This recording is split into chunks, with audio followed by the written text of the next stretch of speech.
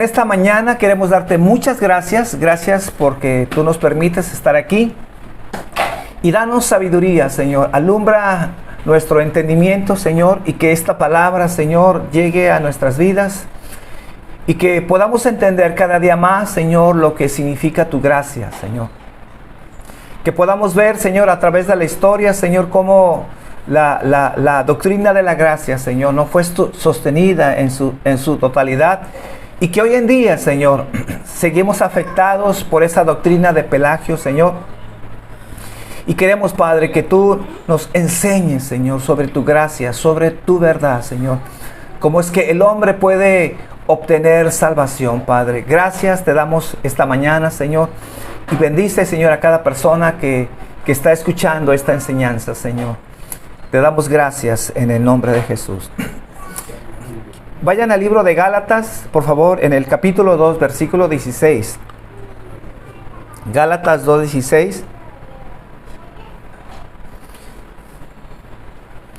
Este versículo es un versículo muy importante porque en el tiempo de Lutero, esto fue clave para que él pudiera entender que la salvación era solo por la fe, solo por la gracia.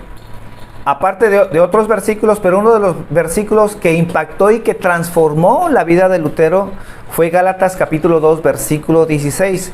Y dice este pasaje: sabiendo que el hombre no es justificado por las obras de la ley, sino por la fe de Jesucristo.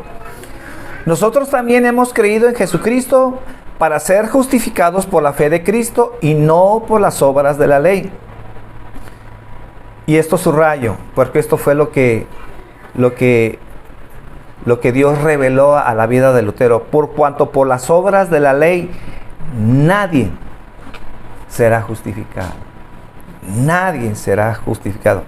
Entonces Pablo está afirmando en este libro de Gálatas el conocimiento que tenía la iglesia en cuanto a la salvación, que se obtiene solo por la gracia y no por las obras de la ley, sino por la fe en Jesucristo. ¿Y por qué entonces la iglesia debería tener este conocimiento? ¿Por qué es tan importante este pasaje de Gálatas capítulo 2, versículo 16? Porque subrayo lo que les dijo que subrayo, por cuanto por las obras de la ley nadie será justificado. Entonces este fue uno de los pasajes que Dios trajo luz a la vida de Martín Lutero, de cómo se obtenía la salvación y no por medio de las obras. Entonces la idea de la salvación por obras no era algo reciente, sino que ya había surgido en los tiempos, en los primeros siglos de la era cristiana. Como ya platicamos en la clase pasada sobre la vida de Pelagio y el confrontamiento que tuvo sobre San Agustín, que una vez que discutieron, esta enseñanza de Pelagio fue condenada por el concilio de Cartago en el año 412. Y en el 431 la iglesia de Oriente se unió a esta condena de Pelagio. Y en el sínodo general celebrado en Éfeso, entonces la iglesia declaró que las enseñanzas de Pelagio no eran bíblicas, no se dieron como verdaderas. Pero después de esto, después de esta controversia, entonces se supone que quedaron la iglesia quedó con la idea de lo que pensaba Agustín. ¿Y qué quería San Agustín? La salvación por gracia. Pero en medio de esto, en medio de todo esto, las personas que creían en San Agustín, hubo una división. Luego hubo una división. Todas estas personas que creían en San Agustín, todos ellos condenaban a Pelagio. No le daban la razón a Pelagio, pero tampoco le daban toda la razón a San Agustín. Porque algunos de ellos, algunos grupos, tenían dudas sobre la definición de la gracia. Tenían dudas sobre el libre albedrío. Y el tercer punto donde ellos también tenían dudas era sobre la predestinación. ¿Cómo es que Dios predestina al hombre? ¿Cómo es que Dios salva al hombre? Fíjense, ya desde los primeros siglos ya se hablaba sobre estos temas. Pero había un grupo en especial que sí condenaba a Pelagio, pero no le daba toda la razón a San Agustín. Entonces, ¿qué pasó después de la muerte de San Agustín? Como dije, la mayoría rechazó la doctrina de Pelagio y aceptaron las enseñanzas de San Agustín. Entonces, todos condenaron las doctrinas de Pelagio, pero algunos no aceptaron la totalidad de la salvación por la gracia como lo enseña San Agustín. Este grupo decía que para la salvación se necesita absolutamente, dice, la gracia de Dios. Todos ellos decían, aun los que no estaban muy de acuerdo con San Agustín, todos decían que se necesitaba la gracia de Dios. ¿Qué decía Pelagio? Pelagio decía, no necesitamos la gracia de Dios. Después de Pelagio, estamos hablando de un grupo, todos ellos creían en la gracia, sí, creían en la gracia, pero no como lo enseñaba San Agustín. Entonces, decía este grupo, los que no creían en la totalidad con San Agustín, que para la salvación se necesita, dice, absolutamente la gracia de Dios. No la negaban. Pero dice, pero el hombre debe de participar. El hombre no está muerto, solo dice, está gravemente herido. Y los principales defensores del semipelagianismo, para que ustedes tengan un poquito de historia, fue Juan Casiano, que es un personaje que lo van a encontrar mucho en la historia del cristianismo. Ahí si lo quieren apuntar y lo quieren buscar, fue un gran personaje, que fue Juan Casiano, fue Vicente de Lernis y Fausto de Ries. Repito, Juan Casiano, Vicente de Lernis y Fausto de Ries. Todo esto sucedió en una región que se llama Las Galias, que actualmente está comprendida por Francia, Bélgica, el oeste de Suiza, el norte de Italia y algunas partes del norte de Alemania. Ellos decían, este grupo, dice que tan pronto como Dios descubre en nosotros el comienzo de una buena voluntad, dice que Dios entonces la ilumina y la alienta y la incita hacia la salvación. Dice, haciendo crecer lo que Él mismo plantó o lo que ha visto surgir de nuestro propio esfuerzo. Ellos decían, cuando Dios mira en la persona algún tinte de bondad o de una iniciativa para buscar a Dios, entonces dice, Dios actúa ahí. Pero primero, ¿quién la inicia? ¿De acuerdo a ellos? El hombre. Decía, el hombre la inicia. Y una vez que el hombre la inicie, entonces Dios actúa en el hombre y es como entonces se puede obtener la salvación. Entonces, en resumen, ellos decían que la gracia y la voluntad del hombre, dice, trabajan juntas. Obviamente esto no enseñaba San Agustín. ¿Qué enseñaba San Agustín? Que la salvación solamente actúa Dios. Porque esa es la definición de gracia. Si Dios no actúa solamente y participa el hombre, entonces no tiene sentido la palabra gracia. Porque ¿se acuerdan? La primera plática definimos lo que es gracia. ¿Y qué es gracia? ¿Perdón? ¿Qué es gracia? Gracia significa algo no merecido. Que en este caso, en nuestro estudio, es salvación inmerecida. Pero si el hombre participa y participa en cualquier puntito en la salvación, entonces ya no es gracia. Entonces todos los versículos que aparecen en las Escrituras no tienen sentido. Porque entonces ya no estaríamos hablando de gracia, sino de otras palabras. Que eso nos vamos a estar estudiando 3 pláticas más, los siguientes 3 domingos, hablando precisamente de este punto en especial. Pero para entender esto necesitamos entender lo que estaba surgiendo en la iglesia. Todo lo que suscitó con ese tema de la salvación por gracia. Y ya estamos viendo que aunque condenaron a Pelagio, no todos aceptaron la doctrina de San Agustín. ¿Por qué? Porque decía que el hombre debería de participar. Que la gracia y la voluntad del hombre, dicen, deben de trabajar juntas. Por ejemplo, uno de los defensores de esto, que era Agustín Canciano, dice que él entendía que la voluntad del hombre estaba dañada a causa del pecado. Pero aún así, dice, disfrutaba de una cierta libertad. Y en virtud de la cual puede, dice, volverse a Dios. Entonces, el pecador, pues, no está muerto, sino solamente está herido. ¿Qué dice en el libro de Génesis cuando le dijo Dios a Adán y Eva si tomaran del fruto prohibido? ¿Qué fue lo que les dijo? ¿Cuál fue la sentencia? Si toman de ese fruto, ciertamente ¿qué? Morirás. Y esa frase de ciertamente morirás, a lo largo de las Escrituras y en el Nuevo Testamento vemos que el hombre espiritualmente no está herido, no está gravemente enfermo, sino que ¿cómo está? Muerto espiritualmente. Dios, ¿cómo nos encuentra? De acuerdo al libro de Efesios, muertos espiritualmente. Entonces, este sentido de que el hombre no está muerto, pues era una suspicacia de ellos, pero no tenía un sustento bíblico. Suena bien, porque hasta el día de hoy sigue sonando bien para muchas gentes. ¿Qué decía San Agustín en cuanto a esto? Para que se entienda bien.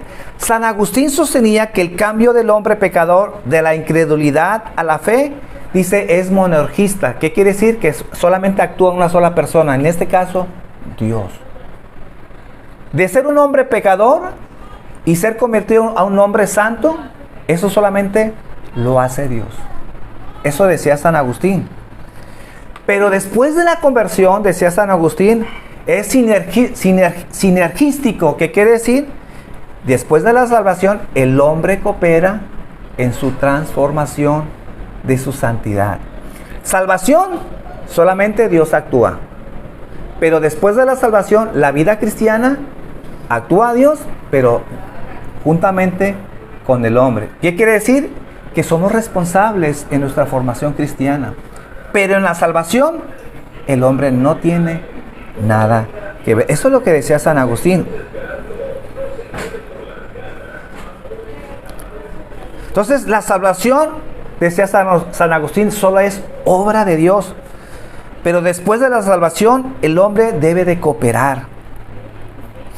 Este debate continuó por mucho tiempo. Después de San Agustín, después del debate con Pelagio, entonces hubo esta confrontación de aquellos hombres que creían que la gracia de Dios era indispensable. Todos ellos pensaban que la gracia, para que se pudiera dar la salvación, debería estar la gracia de Dios. No como Pelagio. Pelagio decía, no la necesitamos. Y si Dios por ahí no la da, pues nos facilita la vida. Pero en cambio este grupo, después de San Agustín, todos decían que se necesitaba la gracia. Pero a diferencia de San Agustín, algunos decían que la salvación solo es por gracia, como lo vamos a ver en las Escrituras. Pero otro grupo decía que la salvación sí es por gracia, pero el hombre debe de cooperar. Y esta controversia se dio por mucho tiempo, que sigue afectando hasta nuestros días. Entonces, dice la historia que esta batalla de la participación del hombre y la gracia de los semipelagianismos ganaron la partida en el sínodo de Arles en el 472. Entonces hubo un grupo que dijeron, no, para que haya salvación, el hombre debe de cooperar. ¿Cuándo se dijo esto? En el 472. Y en el sínodo de Lyon, que fue otra reunión de los cristianos en aquel entonces, en el 475 volvieron a confirmar esta doctrina. Quiere decir que Agustín estaba perdiendo. La iglesia ya no estaba aceptando lo que Agustín estaba enseñando en ese entonces. Pero finalmente fue condenado en el segundo sínodo de Onach en el 529.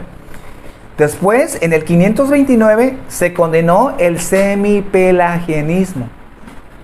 ¿Qué dijo la iglesia? No puede ser, porque no hay un sustento bíblico. Y entonces, en el 529, se condenó el semipelagianismo. Entonces, ¿cuál fue la conclusión en el sínodo de Onach? ¿Qué dijo la iglesia en ese entonces? ¿Cuál fue la conclusión? Porque esto es algo histórico. Hubo 4 conclusiones. cuando se rechazó el semipelagianismo. Número 1, que la caída de Adán corrompió a todo el género humano, el cual no recibe la gracia de Dios porque la pide, sino porque Dios la da. No es porque el hombre actúe primero y Dios está ahí en el cielo y entonces el hombre dice, ya me cansé de la vida, ya me cansé del pecado, entonces acude a Dios y entonces obtiene la salvación. No, en ese signo decía, no, el hombre no pide la gracia, sino primero Dios es el quien la otorga. Número 2, el punto de partida de la fe no corresponde a la naturaleza humana, sino a la gracia de Dios. Es decir, si el hombre obtiene fe y tiene fe para la salvación, es porque le es dada por Dios. Y eso es lo que dice Efesios 2:8. ¿Qué dice Efesios 2:8? Porque por gracia sois salvos por medio de la fe. Y esto, hablando de la fe, y esto no es de vosotros, dice, pues es un don de Dios, es un regalo de Dios. Si el hombre obtiene fe para salvación, es porque Dios primeramente se la ha otorgado. Eso fue lo que se concluyó en este sínodo en los años 500. Número 3, el libre albedrío por sí solo por sí solo es incapaz de llevar a la persona a Dios. Si la gente por voluntad propia, por decisión propia, decide ir a Dios, dijo este sínodo, no, es que no es así. Porque ¿qué pasa con la voluntad del hombre? Si tiene una naturaleza caída, jamás va a querer buscar a Dios. ¿Se acuerdan del pueblo de Israel? Yo no sé cuántos han estado leyendo sus devocionales, pero gran parte nos pasamos leyendo el Antiguo Testamento sobre la vida del pueblo de Israel. Y si ustedes se fijan en la vida de los pueblos de Israel, la temática de este pueblo es que toda su vida fue un pueblo rebelde. Toda su vida fue un pueblo tan rebelde que en varias ocasiones dice que excedieron a los pueblos paganos que Dios sacó de la tierra prometida. Fue más pecador el pueblo de Israel que los mismos pueblos paganos que vivieron en la tierra prometida. Y en varias ocasiones dice que el pueblo de Israel superó el pecado de Sodoma y Gomorra. ¿Qué nos está diciendo las Escrituras? Que aunque fue un pueblo elegido, que fue un pueblo escogido, que Dios trató con Israel y que trató de acercarlos a Él, el pueblo nunca deseó acercarse a Dios. Siempre fue un pueblo rebelde, siempre fue un pueblo que rechazó la obra de Dios, la gracia de Dios constantemente, y que si no fuera por su misericordia y por el remanente que Él siempre sostuvo, nadie hubiera entrado a la tierra prometida. ¿Y por qué entonces Dios pudo darles la tierra prometida? Por su gracia. Por su gracia. Siempre fue un pueblo rebelde. Y nos está hablando de cómo es el corazón del hombre. El corazón de la humanidad. Y número 4, sostuvieron en ese sínodo que Adán, dice, abandonó su estado original por su propia iniquidad. Adán abandonó su estado original por su propia iniquidad, pero los fieles dejan su estado de iniquidad por la gracia de Dios. Si Héctor, si Rosy dejan de ser pecadores, es solo por la gracia de Dios.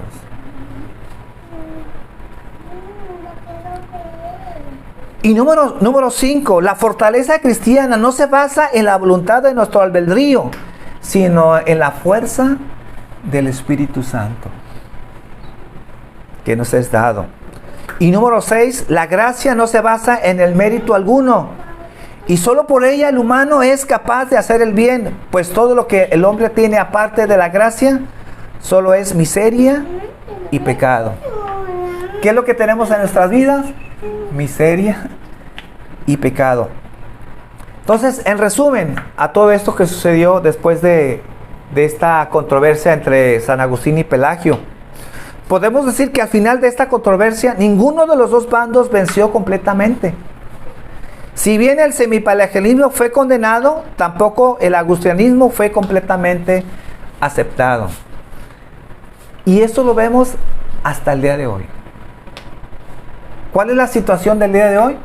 Con eso que pasó ya después de San Agustín, bueno, hubo controversia entre los mismos que rechazaron a Pelagio, pero entre ellos mismos hubo un grupo que aceptó a San Agustín, que creyeron en la gracia, pero hubo otro grupo que decía, sí creemos en la gracia, pero necesitamos la participación del hombre.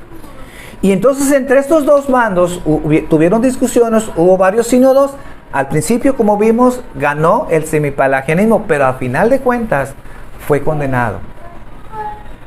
Y ya vimos 6 resúmenes de lo que se creyó en ese sínodo. ¿Y qué fue lo que sucedió? Que ganó entonces la gracia de Dios y la iglesia en general, ¿qué es la gracia de Dios? No. Porque estamos diciendo que al final de cuentas, ninguno de los dos bandos ganó. Porque si bien el pelagianismo fue condenado, tampoco el agustinismo fue abrazado en su totalidad por la iglesia. Y entonces ya llegamos al siglo XV, en la decadencia moral que existía en el siglo XV, en donde los papas entraron en una corrupción moral total. Había una perversidad en los papas, en donde inclusive habla la historia, en donde orgías se hacían con los papas para ocultar sus pecados. Muchas veces tenían que acudir al asesinato, a desaparecer a las personas para resguardar su integridad según ellos. Había una decadencia moral en aquel entonces. Los papas comenzaron a comprar y vender cargos eclesiales. Entonces, de acuerdo al cargo, de acuerdo al nivel del cargo, entonces se vendía al mejor postor a los miembros de las iglesias. Se empezaron a venerar las reliquias de los santos, incluidas las supuestas astillas y los clavos de la cruz. Olvídense, en aquel entonces, las astillas de la cruz y los clavos de la cruz fueron tan veneradas que las gentes de todas partes del mundo iban a honrar y a venerar esas reliquias. Se veneraban pedazos de huesos y de cabellos de los apóstoles, que en realidad eran una charlatanería, eran en realidad cosas falsas. Se veneraba la barba de Noé, por Dios, la barba de Noé. La mesa donde se comió la última cena, se llegó a venerar una supuesta mesa. También el aguijón, o un supuesto aguijón de la carne de Pablo. ¿Se acuerdan? El aguijón. Todo eso se veneraba. Cuando Jesús fue circuncidado, ese prepucio se supone que se guardó y se veneraba, según esto. Y en medio de todo esto surgen las ventas de las indulgencias. Esto es muy importante, la venta de las indulgencias. ¿Por qué se empiezan a hacer las ventas de las indulgencias? Porque detrás de las ventas de las indulgencias había una creencia. Entonces, la práctica de las indulgencias se basaba en la idea del purgatorio. Y fíjense, la idea del purgatorio, esta idea del purgatorio comenzó en el siglo III después de Cristo, al comienzo de la era cristiana. De hecho, mucho antes de la controversia entre Pelagio y San Agustín. Y esta idea del purgatorio comienza con Orígenes y Clemente de Alejandría. Ellos se hicieron la pregunta: ¿cómo podemos ser perfectos en los cielos si somos tan pecaminosos aquí? Ellos se preguntaban, y era una pregunta genuina de ellos. ¿Por qué? Porque estos hombres en realidad entendían que el hombre en esta tierra es pecador. Y no estamos hablando solamente de la gente que no cree en Dios, sino estamos hablando de aquellos hombres que buscaban de Dios, aquellos hombres que lo buscaban en oración, que asistían a las iglesias, que eran personas piadosas. Ellos decían que aún los hombres piadosos, los hombres que buscaban a Dios, eran pecadores. Y como hombres pecadores, podían estar en el cielo. Entonces ellos especularon, porque solamente fue una especulación, y es importante subrayar que comienza con una especulación, porque ellos decían que quizás existía un lugar de intermedio donde nuestros pecados son purgados para que estemos listos para compadecer ante la presencia de Dios. Ellos empezaron a especular. Dice, debería de haber por ahí un lugar, que aunque no lo dice la Biblia, en donde que antes de que el hombre llegara al cielo, pudiera haber un lugar intermedio en donde se pudiera expiar los pecados de la humanidad. Porque somos tan pecadores que no puede ser que el hombre, una vez que muera, se vaya directamente al cielo. Porque ellos en realidad entendían que el hombre es pecador. Ahora ellos, a Clemente de Alejandría, no creían en ese lugar. Solamente él decía, yo creo que debería existir un lugar, porque somos tan pecadores que cómo es que el hombre tan pecador puede llegar al cielo. Pero esta especulación, la iglesia la hizo una doctrina. La iglesia la hizo una doctrina. La convirtió en doctrina. Entonces, de este día del purgatorio, la gente estaba angustiada de cómo podía salir lo más pronto posible. La iglesia decía que entonces existía este lugar intermedio, en donde la gente iba a ese lugar y expiaba sus pecados. Y que podía estar ahí tiempos o años expiando sus pecados. Entonces mucha gente, cuando llegaba a entender que ir a ese lugar para expiar sus pecados, entonces dice, bueno, ¿y cómo podemos salir lo más pronto de ese purgatorio? No queremos pasar ahí años en ese purgatorio, sino le preguntaban a la iglesia, ¿cómo podríamos salir de ese lugar para no estar tanto tiempo en el purgatorio? Entonces la iglesia primero dedujo que los pecados se podían remover en esta vida con trabajo duro y con buenas obras. ¿Cómo se podía remover esos pecados? Bueno, echándole ganas, siendo un fiel devoto, siendo un buen cristiano y haciendo buenas obras. Y algunos respondieron, por Dios, suena muy divertido. Dice, ¿existirá otra forma de salir más rápido del purgatorio? Porque obviamente no les gustaba la idea de ser santos. ¿Ah? Entonces la iglesia después declaró que había algunas personas, hablando de los santos, que habían unos santos más santos que otros. Y que estos santos, que eran más santos que otros, se excedían en buenas obras. ¿Cuántos creen ustedes que han leído la Biblia, cuántos creen que algunos de ustedes se han excedido en buenas obras? Les pregunto yo a ustedes, ¿algunos de ustedes creen que algún día ustedes se han excedido en buenas obras? ¿Que les sobren para darles a otros? Obviamente que no. Pero la iglesia empezaba a decir que había unos hombres tan santos, tan buenos, tan devotos, que estaban excedidos en obras y que esas obras se las podían dar a otros. Pero ¿cómo se les podía dar a otras personas? Obviamente con una módica cantidad de dinero. De risa, puro negocio, de risa. Entonces la iglesia decía que con una tarifa nominal se podía pagar una indulgencia para sacarte más rápido del purgatorio. Y como la gente no quería estar mucho tiempo en el purgatorio, y más si tú sabías que tú eras un gran pecador, decían, no, entonces voy a comprar indulgencia. Porque yo no me quiero pasar ahí años o tal vez siglos, yo no sé, la idea del purgatorio, de estando en ese lugar. Y entonces se empezó a negociar con la idea de las indulgencias. ¿Y cuál era el trasfondo de las indulgencias? El purgatorio. La gente no quería estar mucho tiempo en el purgatorio. Un hombre llamado, que algunos ya lo han escuchado, Johann Tetzel, tal vez el vendedor de indulgencias más exitoso y reconocido en los días de Lutero, resumió el principio de esta idea del purgatorio y de la venta de indulgencias diciendo, decía él, tan pronto como la moneda en el cofre suena, un alma del purgatorio al cielo vuela.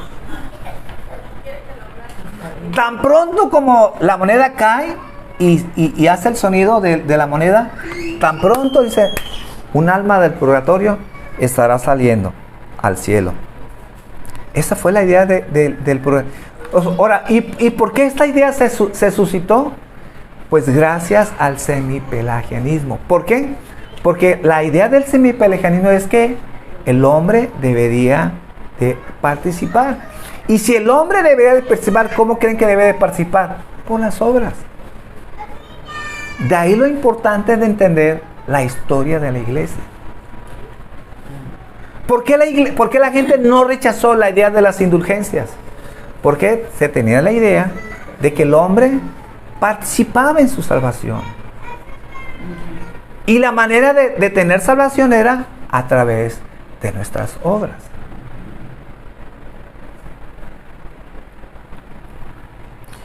Entonces aquí surge la vida de Martín Lutero, que eso es con lo que quiero terminar.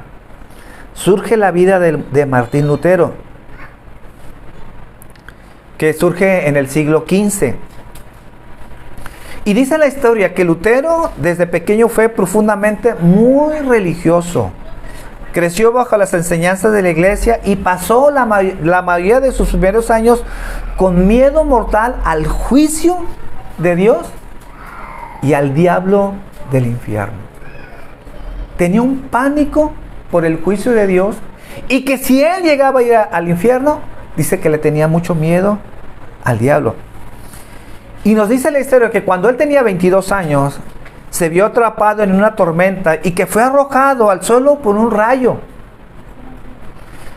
Aterrorizado, Lutero clamó: Santa Ana, ayúdame, me convertiré en monje.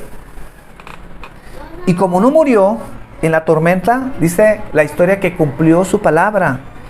Abandonó la facultad de Derecho, porque él estaba estudiando Derecho, para internarse a un monasterio agustiniano en Wittenberg, Alemania. ¿En un monasterio qué? Agustiniano. ¿Y qué enseñaba San Agustín? La salvación solo por gracia. ¡Qué controversia! Porque la Iglesia Católica obviamente decía, sí, necesitamos la gracia, pero más las obras. Y entonces ahí fue Lutero a este monasterio agustiniano en Wittenberg, en Alemania. Y ya en el monasterio, Lutero se convirtió en un monje, dedicándose constantemente a las formas rigurosas de oración y ayuno y de obras. Él se esforzó mucho en orar, en ser una persona de mucho ayuno y sobre todo de muchas obras. ¿Por qué? ¿Por qué Lutero hacía muchas obras? Porque él creía que la salvación se obtenía por gracia, pero también ¿qué? Por las obras. Sin embargo, a pesar de todos sus esfuerzos por ganarse el favor de Dios, Lutero nunca escapó del temor paralizante que le había azotado a lo largo de toda su vida. ¿Se acuerdan? El temor al juicio de Dios, sobre todo. Entonces Lutero intentó todos los medios recomendados por la iglesia y sus superiores en el monasterio. Asistía a misas, veneraba a los santos, como en aquel entonces se hacía, ya hablamos de qué es lo que se veneraba, y todas las reliquias. Hizo todo esto para expiar sus pecados y obviamente él decía que no tenía éxito. ¿Por qué? Porque él se sentía un pecador. Ninguna de estas prescripciones parecían funcionar. Lutero también intentó practicar penitencias por sus pecados, pero él estaba convencido de que ninguna cantidad de penitencias era suficiente. Lutero estaba convencido de que Dios era un juez espantoso, esperando condenarlo. Tenía tanto temor y tanta pavor a Dios, dice que a pesar de que se hacía penitencia, y se acuerdan cómo eran las penitencias, se flagelaban. Literalmente se sacaban la sangre. Muchas veces se iban a las reliquias hincados, en donde sangraban sus rodillas. ¿Y por qué lo hacían? Porque buscaban el favor de Dios, el mérito para ganarse la salvación.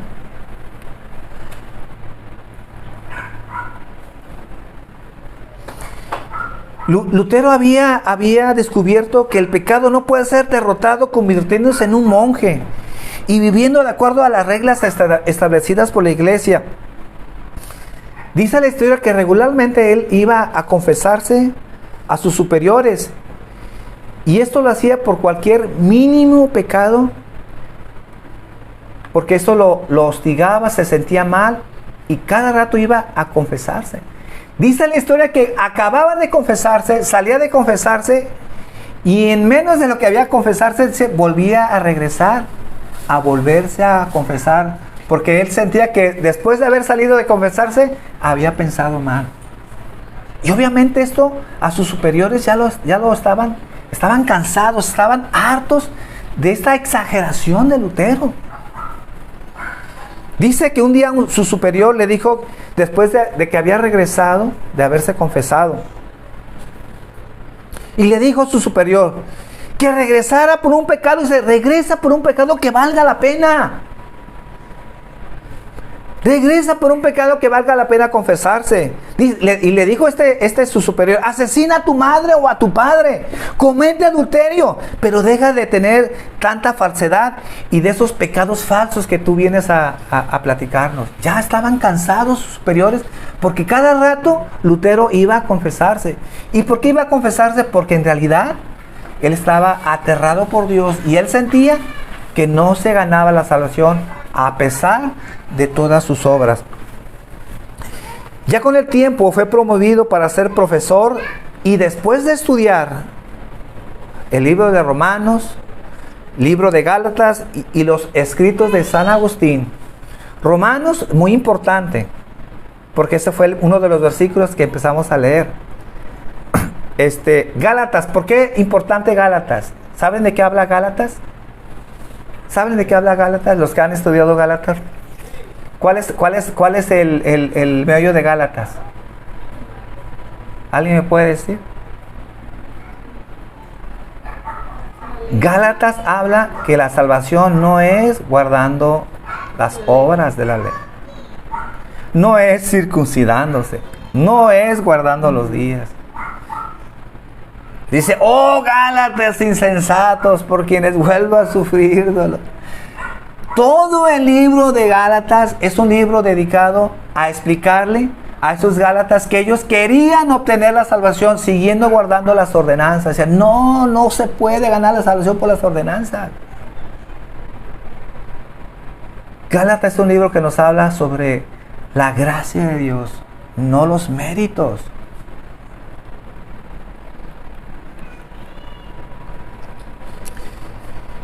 Y estudiando, dice la historia, libro de Romanos, libro de Gálatas y algunos manuscritos de San Agustín. ¿Se acuerdan del primer versículo que leímos? ¿Alguien se acuerda del primer versículo? Pues ese versículo fue lo que lo sacudió. ¿Y qué fue lo que él entendió? Que Dios envió a Cristo para ser nuestro sustituto, para soportar el castigo de la muerte que nosotros merecíamos. Él entendió que ya no debía de trabajar para merecer la salvación, sino que era la gracia inmerecida que él necesitaba aceptar en su vida. Luego entendió que la salvación no procedía por las obras de penitencia, sino solo por la fe en el Salvador crucificado. Él empezó a entender que la salvación solamente se obtiene por la gracia de Dios. Ahora, después de entender esto, después de que él empezó a entender eso y empezó a enseñarlo a sus alumnos, obviamente no era lo que la iglesia predicaba. ¿Qué predicaba la iglesia? La salvación por gracia más las obras. Y que aparte, ¿qué fue lo que empezó a criticar en ese entonces? Las indulgencias. El meollo de la reforma fueron las indulgencias. ¿Por qué? Porque las indulgencias estaban relacionadas con el, ¿cómo se llama? Pero con el lugar donde iban, al purgatorio. En donde quedó, se tenía que pagar tus pecados en el purgatorio. Ya no era la sangre de Cristo, ya no era la cruz de Cristo, sino era tu paga en el purgatorio. Esa es la idea del semipelagianismo. Pero cuando él empezó a entender que la salvación solo es por gracia, porque Cristo fue a la cruz para obtener nuestros pecados y ser tratados como si fuéramos nosotros, y que solamente nosotros fuésemos a la cruz para recibir su gracia y su perdón. Ahora Lutero estaba enfrentando el desafío inmediato de intentar reconciliar su comprensión de salvación por gracia con la práctica de la iglesia de vender las indulgencias. Lutero clavó una serie de 95 proposiciones a la puerta de la Catedral de Wittenberg. Estas 95 tesis plantearon dos grandes puntos. Si ustedes nunca han leído las 95 tesis, que yo se los recomiendo que las lean, las pueden encontrar en internet. Pero hay dos puntos que podemos resumir en estas 95 tesis. El primero, él decía, si el Papa realmente tiene todo el control sobre el purgatorio y pudiera reducir el tiempo de alguien que pasara allí, decía Lutero, ¿por qué no libera a todos de tan miserable lugar? Si el Papa tiene el control y el Papa tiene el poder, ¿por qué no los libera de una vez? No, porque querían hacer negocio. Y sí saben que a través de las indulgencias fue como se construyó la catedral de San Pedro, la que hoy en día conocemos, a través de las indulgencias.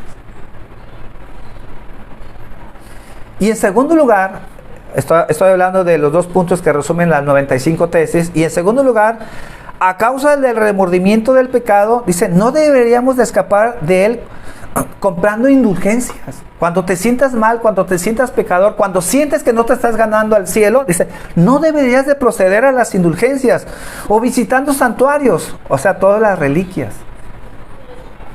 Porque obviamente la iglesia promovía que si tú venerabas a las reliquias, obtenías más rápido la salvación. Decía él, de hecho es precisamente esta tristeza la que nos lleva al arrepentimiento, a confiar en Cristo. A confiar en Cristo. Lutero fue llamado a comparecer ante la Dieta de Worms el 17 de abril de 1521 y se le ordenó renunciar a todos sus libros que él había escrito en contra de la iglesia. ¿Qué es lo que escribía en sus libros? Él decía, yo no creo en la autoridad del Papa ni en los concilios de la iglesia. Dice, porque los concilios se han contradecido y no puedo confiar en los concilios. Y tampoco puedo confiar en la autoridad del Papa, porque el Papa no está sujeto a las escrituras. Y en una de esas comparecencias que él tuvo ante la Dieta de Worms, que ya conocemos también lo que dijo al final de cuentas, él dijo, a menos que se me convenza por el testimonio de las escrituras, o por la clara razón, dice, porque yo no acepto la autoridad de los papas ni de los concilios, ya que se han contradicho los unos a los otros. Dice, mi conciencia está atada a la palabra de Dios. Yo no puedo ni me retractaré de nada, ya que no es seguro ni correcto ir en contra de la conciencia. Dios me ayude. La mayoría de los historiadores dicen que es aquí, a través de esta frase, en donde surge la reforma. Con esto termino. Entonces, ¿qué enseñó este hombre que le metió en tantos problemas? Con eso quiero terminar brevemente hablando de 4 doctrinas que volvieron locos a los católicos en aquel entonces. En primer lugar, la justificación es solo por la fe. Decía él que si se demuestra que nuestras mejores obras en realidad son pecaminosas, entonces no podemos confiar en ellas para que sean los medios a través de los cuales podamos salvarnos. ¿Qué dice las Escrituras en cuanto a nuestras obras? Que todas nuestras buenas obras son como trapos de inmundicia. Todas nuestras buenas obras son como trapos de inmundicia. Dice, ¿cuál es entonces el medio por el cual se nos aplica el Evangelio? Lutero respondió a esta pregunta en su estudio de Romanos 1. Dice, el justo por la fe vivirá. Allí Lutero encontró su respuesta y en medio de a través del cual Dios toma nuestro pecado y lo clava en la cruz. Y toma la justicia de Cristo y la aplica a nosotros. Es la fe, dice Lutero, y solo por la fe. Número 2. la teología de la gloria y la teología de la cruz.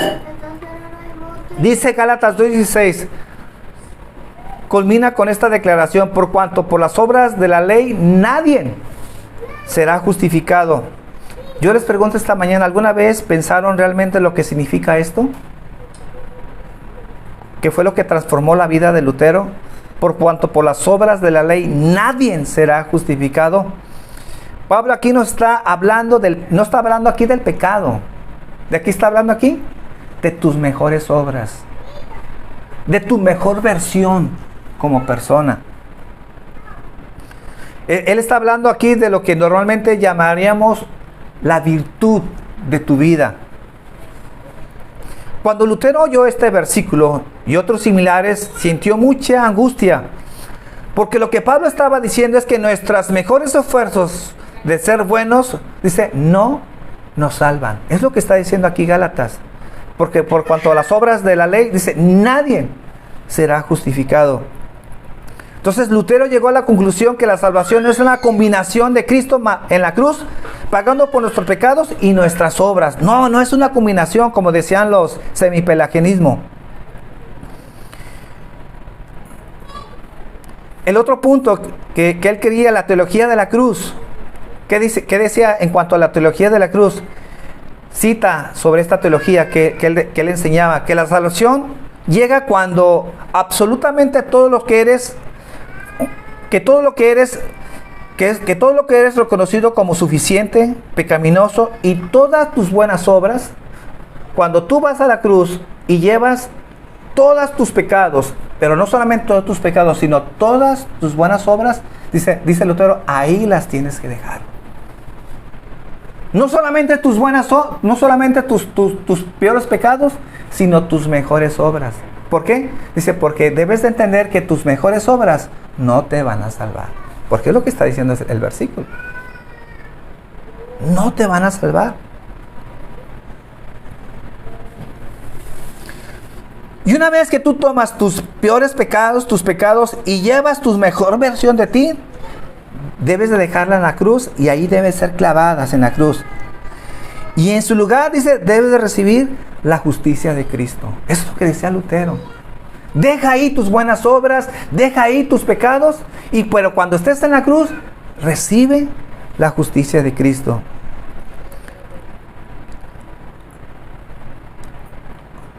Hablabas también de la libertad del creyente. Decía él, si Cristo ha logrado total y completamente todo lo necesario para la salvación, si nuestro pecado es pagado y la ley plenamente obedecida, entonces dice, ¿qué debemos de hacer? ¿Qué debe hacer entonces el cristiano? La respuesta de Lutero es que mientras no estés pecando, puedes hacer lo que quieras. Agustín decía, siglos atrás, ama a Dios y haz lo que quieras. ¿Y por qué decía esto San Agustín? ¿Y por qué llegó esto a decir Lutero? Bueno, entonces, ¿qué hacemos nosotros? Bueno, porque una vez que Dios te salva y que tú no hiciste nada, ahora haz lo que quieras, siempre y cuando ames a Dios.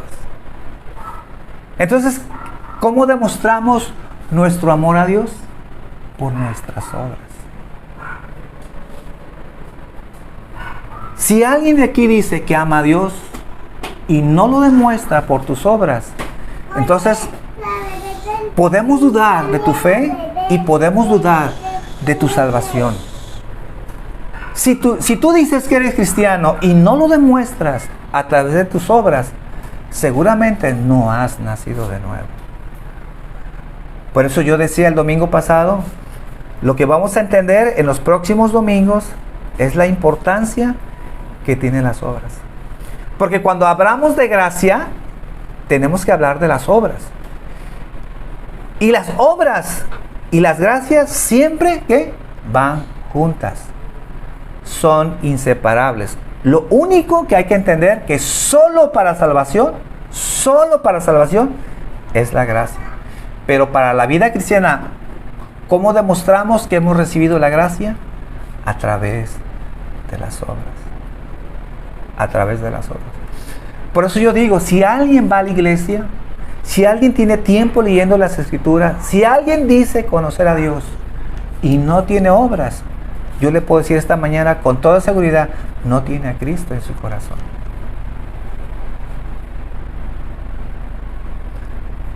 Por eso se malentiende la gracia. Entonces somos salvos por gracia. Entonces, como ya tenemos salvación, pues hagamos lo que podamos hacer, porque ya tenemos salvación. No importa lo que hagamos, no importa nuestras obras, no importa cómo vivamos. La salvación es por gracia. Entonces, pues ya tenemos libertad para pecar. Eso no enseña las Escrituras.